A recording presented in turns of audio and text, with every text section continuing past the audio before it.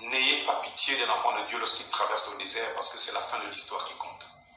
N'ayez pas pitié d'un enfant de Dieu lorsqu'il traverse le désert, lorsqu'elle traverse le désert, lorsqu'il traverse des moments difficiles, parce que c'est la fin de l'histoire qui compte.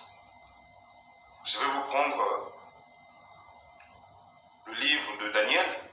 Nous avions lu d'ailleurs, pour la petite histoire, Lamentation de Jérémie, le chapitre 3, le verset 32.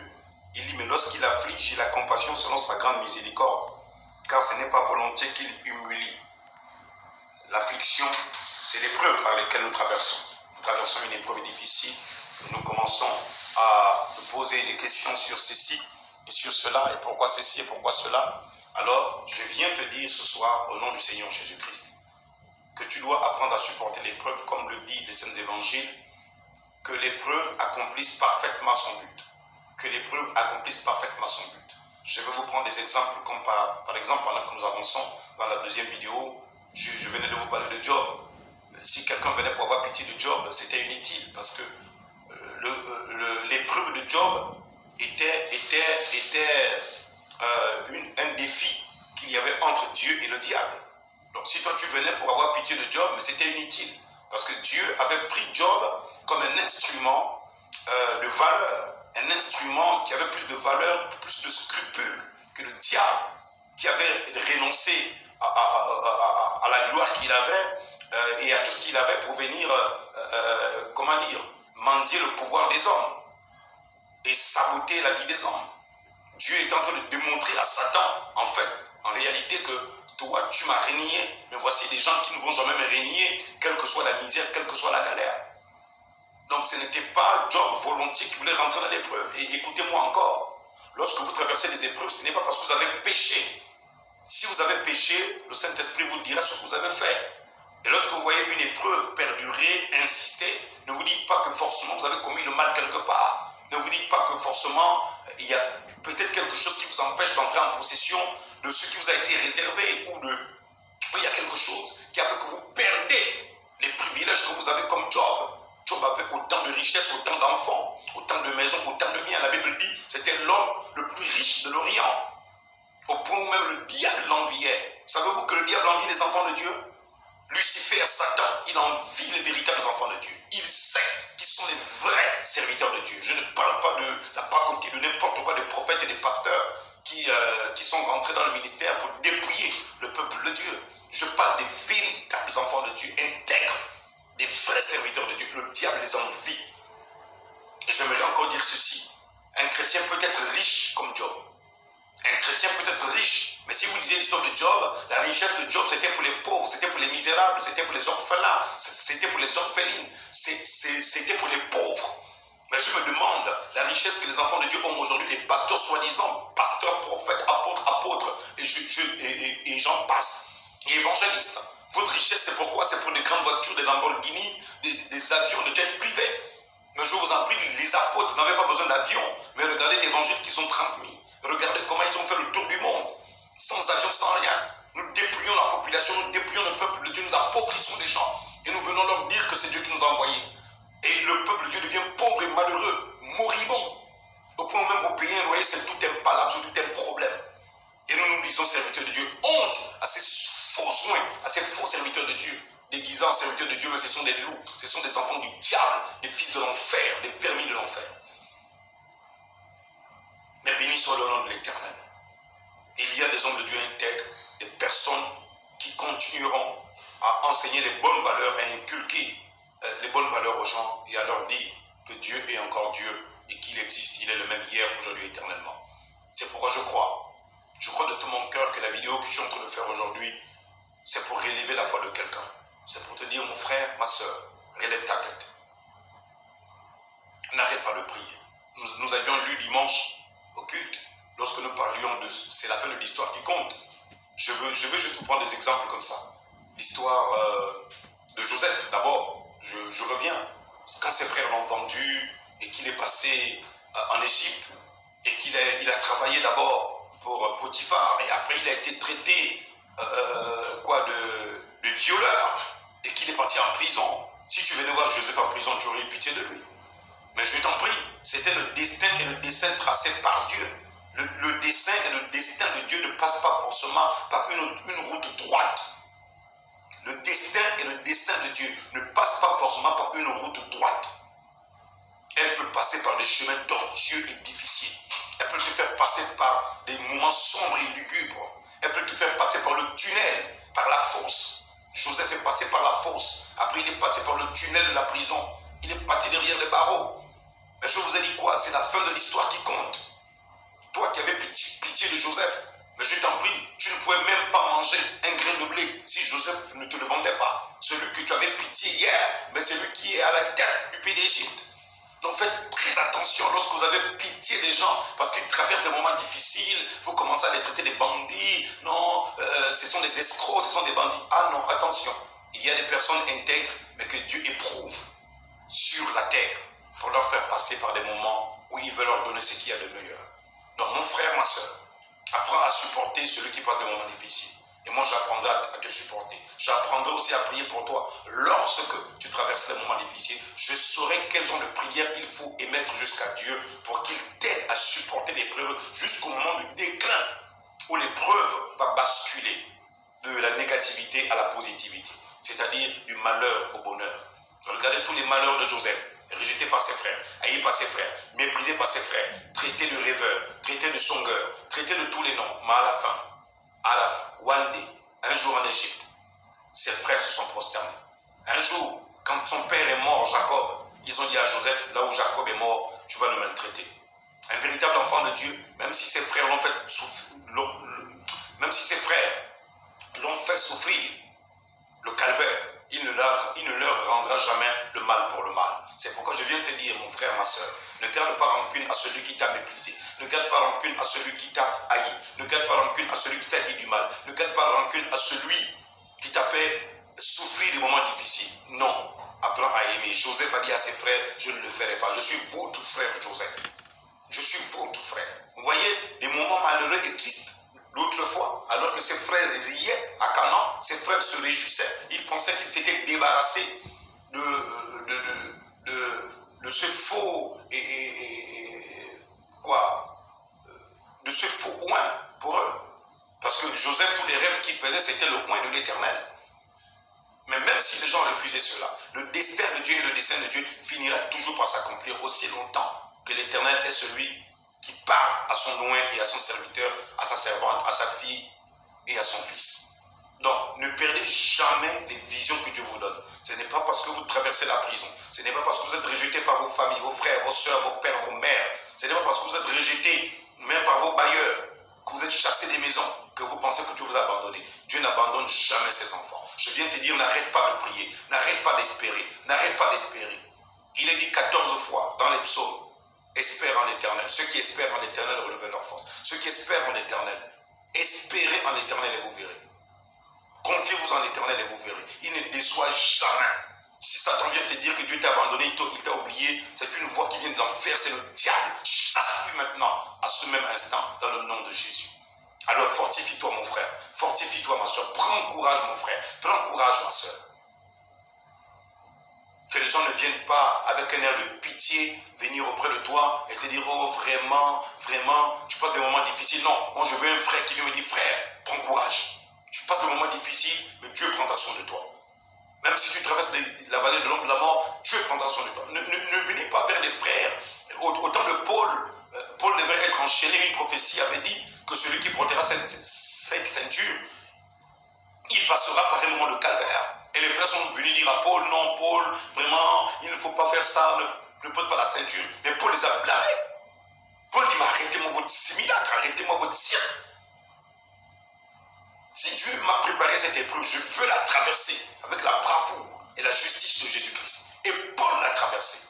La prophétie était claire et Paul l'a traversée. Donc n'empêchez pas aux enfants de Dieu de vivre les prophéties destinées qui les amènent vers l'élévation. Chaque moment difficile est une marche d'escalier qui t'amène vers l'élévation. Elle ne t'amène pas plus bas, elle t'amène plus haut. Ne regarde pas en arrière, regarde devant toi. Regarde à Christ et regarde à Jésus.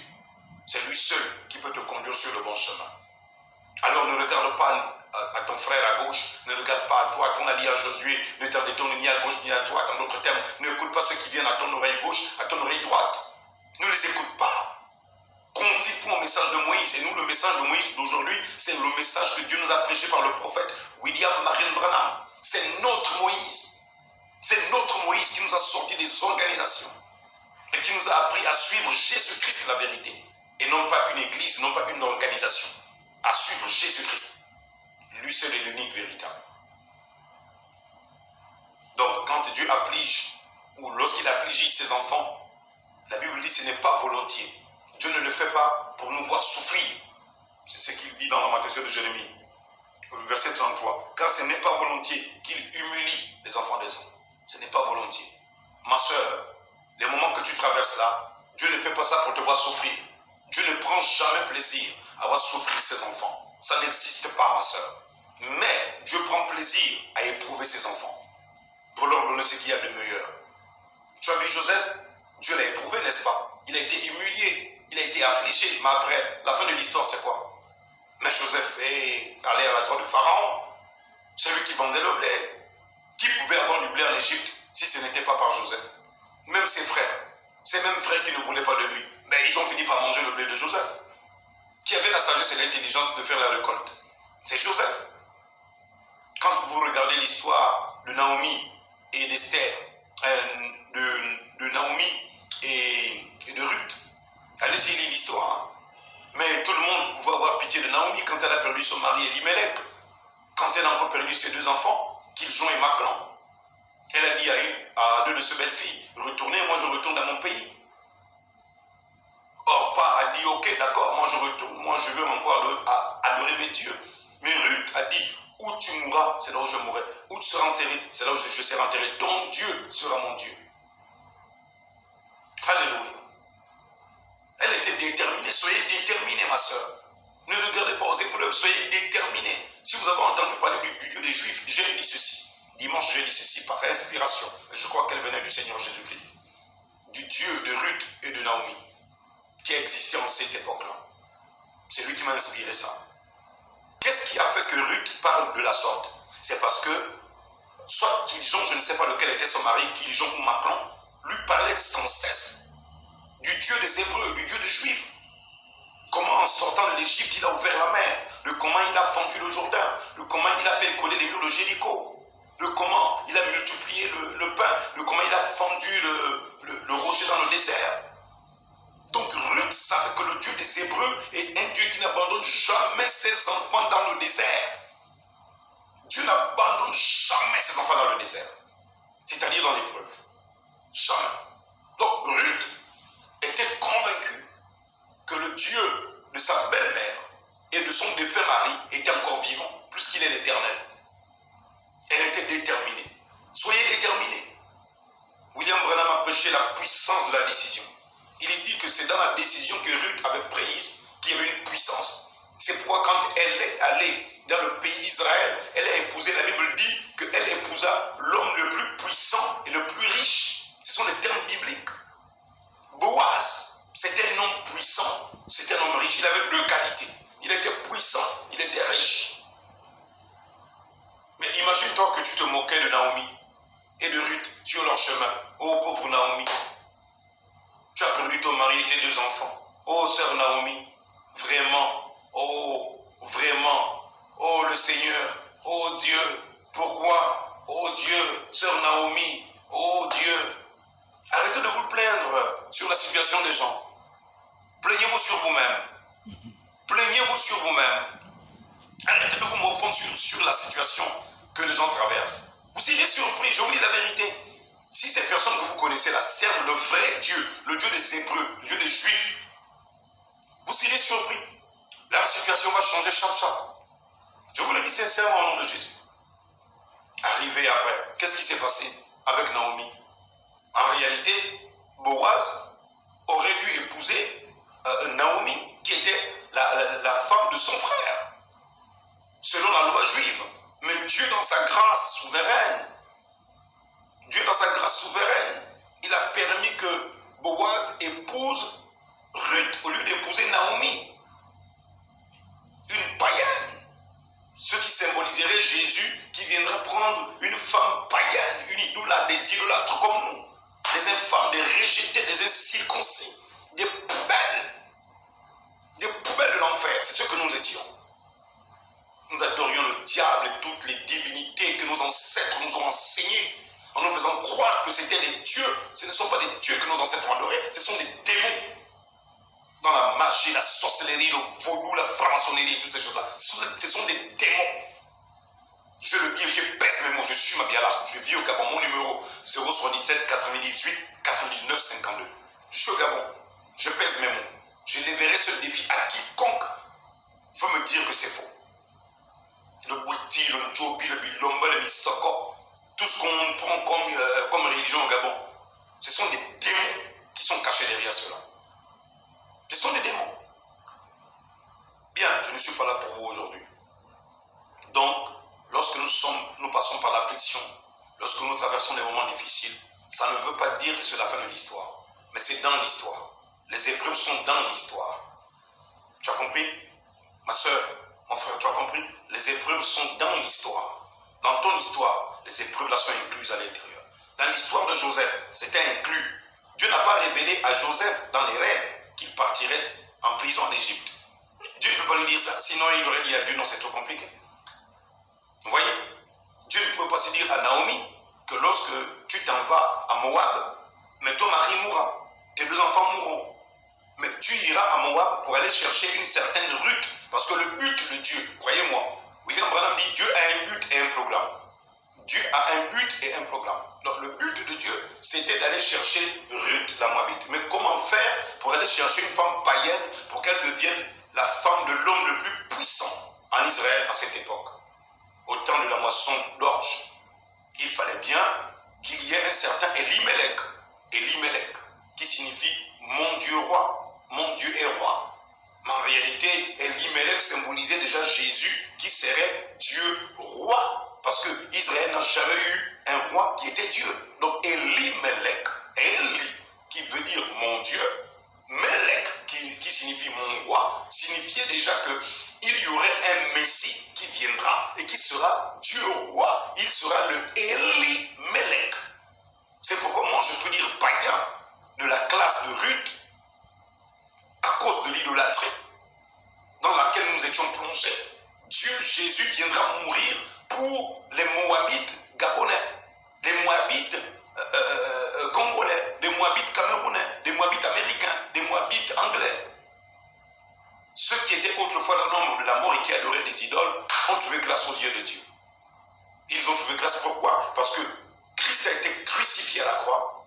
Il était Dieu roi. Quand il est venu, Emmanuel, Dieu avec nous. Roi, il a été rejeté. Pilate, dans Jean chapitre 18, il a dit, es-tu roi? Il a dit, tu le dis. De toi-même ou quelqu'un d'autre te l'a dit. Pilate va dire, suis-je juif? Les principaux sacrificateurs t'ont livré à moi. Qu'as-tu fait? Il va dire, mon royaume n'est pas de ce monde. Gloire au Seigneur Jésus-Christ. Jésus n'était pas venu pour réclamer les royaumes qui devaient être brûlés à l'an 70 de notre ère par un certain général romain appelé Titus. Jésus qui est omniscient avait vu l'an 70 depuis l'an 33 et même avant l'an 33 parce que la Bible dit qu'avant que le monde ne soit, il existait. Le livre de Michée dit, celui dont l'origine remonte aux temps anciens, au jour de l'éternité. Les Juifs vont dire, tu n'as même pas 50 ans et tu dis que tu as vu Abraham dans Jean chapitre 6. Mais les pauvres gars ne savaient même pas. Jean 6 ou Jean 8. Il va dire, mais, ils vont dire, mais tu dis que tu as vu Abraham, tu n'as même pas 50 ans. Mais les pauvres gars ne savaient pas que celui qui était en face d'eux, c'était lui-même le Highlander, l'immortel. Le Highlander, l'immortel, celui qui n'a ni commencement ni fin, celui dont l'origine remonte aux temps anciens. Et au jour de l'éternité, le Mashiach. Ils étaient en face du Mashiach, ils étaient en face de Yeshua, ils étaient en face d'Elohim, ils étaient en face d'Adonai, ils étaient en face d'Emmanuel. Ils étaient en face de celui qu'ils attendaient, qu'ils adoraient. Et malheureusement, ils ne l'ont pas reconnu. Ils l'ont crucifié en tant que Elimelech, Dieu roi. Et après, Jésus-Christ a été aussi qu'ils ont. Macron, je vais d'abord prendre Macron. Macron qui veut dire malade. Jésus-Christ est venu porter la maladie du péché de l'humanité. Il a porté la maladie du péché parce que le péché, la maladie vient par le péché. La maladie, c'est la douleur qui vient dans le corps de quelqu'un et qui cause des dommages, qui détruisent les cellules. Notre vie était détruite. Donc Jésus-Christ vient, il est mon Maclon. Il est mon Maclon. Il est celui qui est tombé malade du péché. Il a porté la croix pour ma justification. Il a été mon Maclon. C'est-à-dire, c'est comment vous expliquer ça? Il a pris sur lui mon péché, la maladie du péché. Il est allé jusqu'au calvaire. Ça ne s'est pas arrêté là. Il a été mon Kiljon. Le Kiljon, c'est le second fils de Naomi. Kiljon veut dire languir. Jésus-Christ a langui. Quand il est tombé pour la troisième fois avec la croix du calvaire, il languissait. Il languissait. C'était difficile pour se relever, mon frère. Tu as vu que chaque nom et chaque étape de la vie des hommes dans la Bible était une étape prophétique qui annonçait le Mashiach, qui annonçait le Messie. Je reviens, Elimelech, qui veut dire Dieu est mon roi, mon Dieu, mon roi, mon Dieu roi. Maclon, qui signifie malade. Jésus a pris la maladie de mon péché, la maladie de ton péché. Il t'a guéri. C'est pourquoi la Bible dit que par ses meurtrissures, nous sommes guéris. Ce n'est pas seulement le corps qui est guéri, même l'âme est guérie. Jésus-Christ est venu guérir nos âmes. Jésus-Christ est venu guérir nos âmes, mon frère. Jésus-Christ est venu guérir nos âmes. Mais il fallait qu'il languisse. C'est pourquoi il a été le Kiljon, il a été le Maclon, il a été le Elimelech. Il a été mon Dieu roi qui a pris ma maladie et qui a langui la troisième fois. Dieu merci, un certain Simon de Cyrène, un certain noir, un Libyen, a pris la croix. Il a dit non, tu ne peux pas languir jusqu'à ce point. C'est trop difficile pour toi. Laisse-moi t'aider. Et ce Simon de Cyrène, béni soit le nom de l'Éternel pour l'Afrique. Il a porté la croix de Jésus. Il a aidé jusqu'à Golgotha. Mais est-ce que ça a empêché à Jésus de continuer de languir? Il a langui encore sur la croix. C'est pourquoi il a crié Élie, Élie, lama sabachthani, mon Dieu, pourquoi m'as-tu abandonné? Là, à la croix, mourait le véritable Elimelech. Le Elimelech, le mari de Naomi, il n'était qu'une ombre de l'ombre de l'ombre. Une ombre de l'ombre de l'ombre de l'ombre. Mais quand Jésus-Christ est venu, il est venu avec la forme réelle, l'image réelle, l'empreinte réelle. C'est pourquoi tu vois, il a crié Élie, Élie, lama sabachthani. Mon Dieu, mon Dieu. Mais quand Elimelech meurt, c'est pour libérer sa femme pour qu'elle retourne au pays de la promesse. Comme Jésus. Elimelech meurt pour libérer sa femme parce qu'un homme est lié à son mari tant qu'ils vivent, selon ce que dit la loi juive. Mais quand les deux l'un ou l'autre est mort, l'autre est libéré. Donc Naomi avait le droit de se remarier avec son frère, avec le frère de son mari qui était Boaz. Mais Dieu va faire l'inverse. As-tu vu cela? Naomi va rester comme ça, mais c'est Ruth, la Moabite, qui symbolise toi et moi. Il fallait que Jésus meure. Et tu as vu, il a été mon Elimelech. Mon Dieu roi est mort. Pourquoi? À cause de Kiljon, à cause de Maclon, à cause de ma maladie, le péché. Kiljon, il a langui pour me libérer. Tu as vu, les trois sont morts. Maclon, Kiljon et Elimelech. Pour libérer et Ruth et Naomi. Parce que si Ruth était toujours mariée à l'un des deux fils, l'on ne sait pas lequel était, si c'est Kiljon ou Maclon qui était le mari de Ruth. Si l'un des deux vivait, elle ne serait pas partie. Donc, la mort a libéré ces deux femmes pour qu'elles entrent dans la destinée de Dieu. Donc la destinée de Dieu passe par des malheurs. La destinée de Dieu passe par des tourments. La destinée de Dieu peut passer par des douleurs, des gémissements, des languissements. Qu'on ne vienne pas avoir pitié de toi. As-tu vu après ce que sera Ruth? Si Ruth était restée avec Maclon ou Kiljon, on ne sait pas lequel, aurait-elle été riche? Aurait-elle épousé Moab, comment il s'appelle, Boaz? Tu as vu que le dessein de Dieu est parsemé des embûches, des obstacles et des difficultés. Mais tout compte fait, c'est la fin de l'histoire qui compte. Pour Joseph, c'est la fin de l'histoire qui compte. Pour Ruth, c'est la fin de l'histoire qui compte. Pour Jésus, il vint, il fut rejeté, mais c'est la fin de l'histoire. Il est mort et ressuscité. Il a laissé une tombe vide. Alors mon frère, ne laisse pas quelqu'un avoir pitié de toi parce qu'il veut te faire plaisir. Si tu traverses des moments difficiles, voilà ce que dit la Bible. Je vais terminer pour ne pas être long.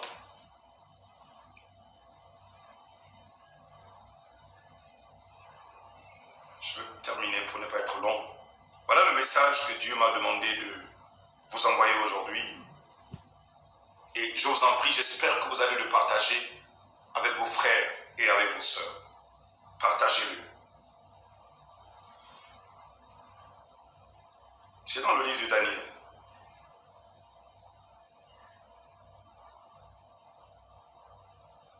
Dans le livre de Daniel, vous allez le retrouver. Dans le livre de Daniel, il est écrit que Dieu est celui qui change les temps et les circonstances. Je crois Daniel chapitre 2. Dieu est celui qui change les temps et les circonstances. Attendez, je vais sûrement retrouver ça directement ici. Lorsque nous traversons des moments difficiles et que les choses semblent ne pas bouger, faites très attention. Il y a quelque chose qui bouge quelque part. Ma soeur, il y a quelque chose qui bouge quelque part. Mon frère, il y a quelque chose qui bouge quelque part. N'arrête pas de prier. Continue de prier. Je suis Joseph. Je vous donne ce conseil. Je sers le Dieu vivant et le Dieu saint véritable. Je sais de quoi je parle. Je sais pourquoi il m'a demandé de faire cette vidéo aujourd'hui, à cet instant. Que Dieu vous bénisse. Daniel 2, verset 22. 21.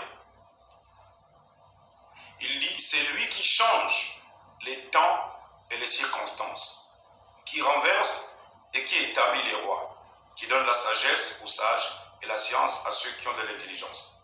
Il révèle ce qui est profond et caché. Il connaît ce qui est dans les ténèbres et la lumière demeure avec lui. C'est Dieu qui change les temps et les circonstances. Il faut que tu te le dises. Il faut que tu te le répètes. Nous allons prier. Bien-aimé Seigneur Jésus, je te bénis et te rends grâce. Et je te remercie de m'accorder cette exhortation pour qu'elle fasse le tour du monde et qu'elle soit suivie par le plus grand nombre de personnes et de ceux qui passent des moments difficiles. Fais en sorte que cette page sur leur téléphone s'affiche dans leurs affiches YouTube et qu'ils puissent la regarder jusqu'à la fin. Qu'ils ne l'arrêtent pas, Seigneur. Et après, Père bien-aimé, quand ils auront suivi cela, que leur foi remonte à leur niveau, au niveau où il faut, et que leur prière, leur ferveur augmente encore dans le nom de Jésus. Merci Seigneur parce que tu nous fais passer par des épreuves, tu nous fais passer par des difficultés, tu nous fais passer par des moments où parfois nous nous posons des questions de pourquoi ceci et pourquoi cela. Mais Seigneur, tout compte fait, tu viens de nous dire que les enfants des hommes ne doivent pas avoir pitié des enfants de Dieu, Seigneur, mais plutôt soutenir les enfants de Dieu avec des paroles encourageantes, car c'est la fin de l'histoire qui compte. Je te remercie, Seigneur, pour ce temps. Je te remercie, Seigneur, pour ce moment. Béni soit ton nom, Elohim Adonai, toi le Yeshua Mashiach, le Seigneur Jésus qui vit à jamais, qui règne au siècle des siècles. Je t'ai ainsi prié, Seigneur. Garde chacun de là où ils sont et donne à chacun, au Dieu, de voir ta gloire ce mois, cette année, au nom suprême, glorieux et merveilleux de Jésus-Christ, le Messie, toi qui discernes les pensées et révèles les secrets des cœurs. Amen. Merci. Que Dieu vous bénisse. N'oubliez pas, ne commettez plus cette erreur de mettre Dieu au conditionnel quand vous traversez des moments difficiles. Et ne laissez personne venir auprès de vous avoir l'air d'une personne qui vient comme s'il venait vous aider à supporter un deuil. Même s'il y a un malheur, n'oubliez pas, derrière le mal se cache le bien. Quand Esther a eu les épreuves, on pourrait penser que les moments difficiles d'Esther, c'était terminé, quand elle avait perdu son père et sa mère. Mais si Esther avait perdu son père et sa mère, c'était pour qu'elle soit libre, par le conseil de Mardouche et son oncle, d'aller épouser un païen. Si le père et la mère d'Esther vivaient, le père et la mère d'Esther n'auraient jamais toléré que leur fille épouse un roi païen. Mais Mardouche, qui cherchait le salut et la délivrance du peuple, savait que le peuple était pourchassé passait par un certain Aman. Et s'il fallait que sa nièce épouse le roi, il se pourrait que par elle, le peuple soit sauvé. Et c'est ce que le Mardochée va dire à la reine Esther. Quand Aman voulait maintenant éliminer complètement toute la race juive, il va dire à sa nièce, il va envoyer un message au palais, que qu'est-ce qui ne te fait pas dire que c'est pour des temps de délivrance que Dieu t'a envoyé là-bas. Donc vous voyez que Dieu ne fait rien sans rien. S'il y a des malheurs, s'il y a des difficultés, s'il y a des moments difficiles, supportez. Votre Dieu va vous faire voir sa délivrance. Sa Géoula. Comme disent les Juifs, la Géoula, c'est la délivrance. Donc que Dieu vous bénisse richement. Shalom, shalom, shalom. Paix et grâce. Soyez fortifiés. C'est pourquoi Dieu va dire à Josué, fortifie-toi et prends courage. Mon frère, ma soeur, fortifie-toi et prends courage. C'était un message de la part du Seigneur Jésus, transitant par Joseph, son esclave, l'esclave du roi. Que Dieu vous bénisse.